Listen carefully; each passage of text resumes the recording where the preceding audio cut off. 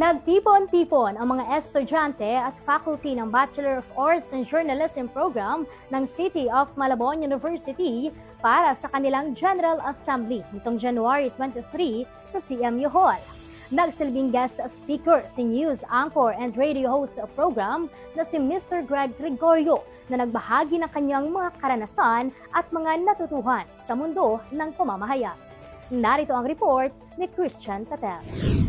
Masigla, masaya at puno ng kaalaman, ganyan ipinagdiwang ng mga mag-aaral ng Bachelor of Arts in Journalism ng City of Malabon University ang kanilang General Assembly noong January 23 sa CMU Hall.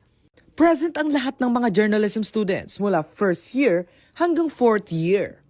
Kasama ang program chair na si Professor Jen Tan at mga faculty members. Layo ng GA na mapagsama at mas patatagin pa ang ugnayan ng mga estudyante at faculty ng badge program at maipaliwanag ang mga course requirement. Upang mas maunawaan pa ang journalism program, tinalakay ni Instructor Ashkan Galios ang program description at objectives. Tinalakay naman ni Professor Jerry Benedicto Rosete ang program outcomes. Sinundan ito ni Prof. Josen Kevin Dalumpines na ibinahagi ang career opportunities na maaaring pasukan ng journalism graduates sa hinaharap. Retention and scholarship policy naman ang tinalaki ni Instructor Carlo Luis Candelaria, habang curriculum at 2025 achievement ng journalism program naman ang ibinahagi ni Prof. Tan. Nagpresent din ng kanilang future projects ang Kapisanan ng Kabataang Periodista at CMU iConnect. Mas maganda siguro na turuan natin kung paano mag-isip as journalist agad yung mga estudyante bago pa lang graduate. So, yung idea ng kung paano maghanap ng tama sa libo-libong mga mali, mahirap yun. Tapos vice versa, mahirap ding maghanap ng mali kapag akala natin tama lahat. Sa pagpapatuloy ng academic year para sa mga journalism departments ng CMU, magsisilbing salamin ang mga nakamit ng programa para maging mas progresibo at globally competitive ang mga journalism students dito sa CMU. Tumaas ang excitement ng mga estudyante nang ipakilala ang guest speaker ng event na si Mr. Greg Gregorio, isang news anchor at radio program host. Ibinahagi niya ang mga aral at kaalaman na natutunan niya sa mundo ng media at binigyang diin ang kahalagahan ng katotohanan at masusing paghahanda upang makalikha ng mga kwentong kapaki-pakinabang sa publiko. Stay truthful to what the facts are saying or where the facts is leading you, because you'll never go wrong for as long as you're telling a story based on truth. And if you are only telling stories that are truthful, mapakikinabangan ng maayos ng inyong mga target audience. Present din sa GA, sina University President Dr. Glenn D.V. De Leon, Vice President for Academic Affairs Dr. William D.C. Enrique, College of Arts and Sciences Dean Dr. Arnel Basilio, at Student Affairs and Services Office Director na si Professor Madonna Ang Sundiam.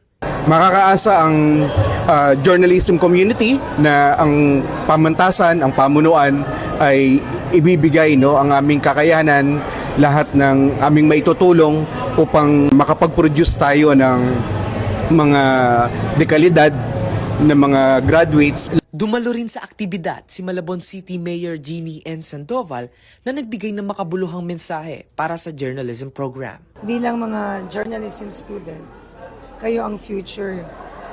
And syempre napakahalaga ang inyong responsibilidad. Dapat ang impormasyon ay tama, makatotohanan, at may data-driven. Labis naman ang saya ng mga estudyante sa kanilang napulot na kaalaman sa GA.